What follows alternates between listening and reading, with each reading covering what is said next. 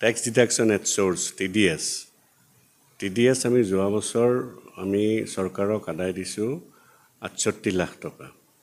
আৰু আমাৰ ইতিমধ্যে অনুষ্ঠানটো ইনকাম টেক্স এক্টৰ 1961 ধাৰা 12A আৰু ধাৰা 80G এই দুইটা ধাৰাতে আমাৰ ইতিমধ্যে পঞ্জীয়নো হৈছে আৰু সম্পূৰ্ণ বৈধভাৱে অসমৰ আপুনি ক'লে ইতিমধ্যে যে ভাৰতবৰ্ষতেই নাম আছে গতিকে বিশ্বাসযোগ্য এটা উপহাৰ কুপনৰ খেল তথাপিতো আমি গুৱাহাটী উচ্চ ন্যায়ালয়ৰ ৰায় যি দিয়ে সেই ৰায়টো আমি মানিবই লাগিব তথাপিতো ৰায়ৰ প্ৰতিলিপি পালেহে আমি ক'ব পাৰিম আৰু আমাৰ আচল প্ৰতিক্ৰিয়াটো আমি ব্যক্ত কৰিম এইটোতো আকৰ্ষণীয় হয়েই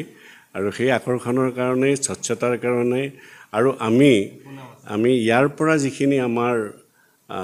ৰাহি হয় ধন এই ৰাহি ধনেৰে আমি বিভিন্ন ধৰণৰ সমাজৰ বিভিন্ন বৰ্গৰ বিভিন্ন স্তৰৰ মানুহৰ উপকাৰৰ কাৰণে আমি কাম কৰোঁ মানৱ সম্পদ উন্নয়নৰ কাৰণে কাম কৰোঁ আমাৰ চাৰিওকাষে থকা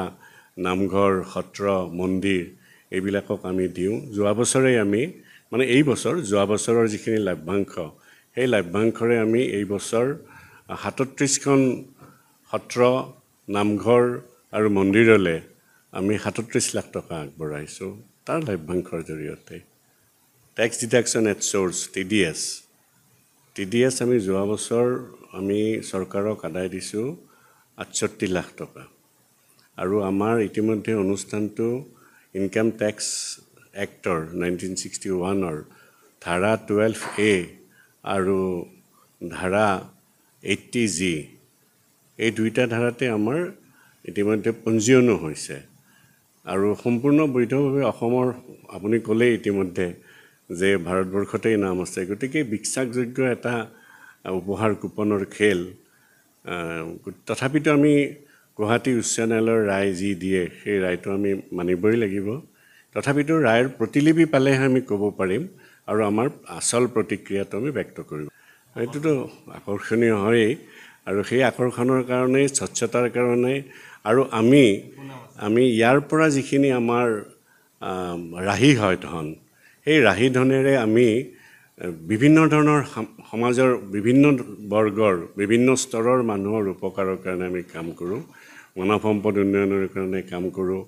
আমাৰ চাৰিওকাষে থকা নামঘৰ সত্ৰ মন্দিৰ এইবিলাকক আমি দিওঁ যোৱা বছৰেই আমি মানে এই বছৰ যোৱা বছৰৰ যিখিনি লাভ্যাংশ সেই লাভ্যাংশৰে আমি এই বছৰ ৩৭খন সত্ৰ নামঘৰ আৰু মন্দিৰলৈ আমি ৩৭ লাখ টকা আগবঢ়াইছোঁ তাৰ লাভ্যাংশৰ জৰিয়তে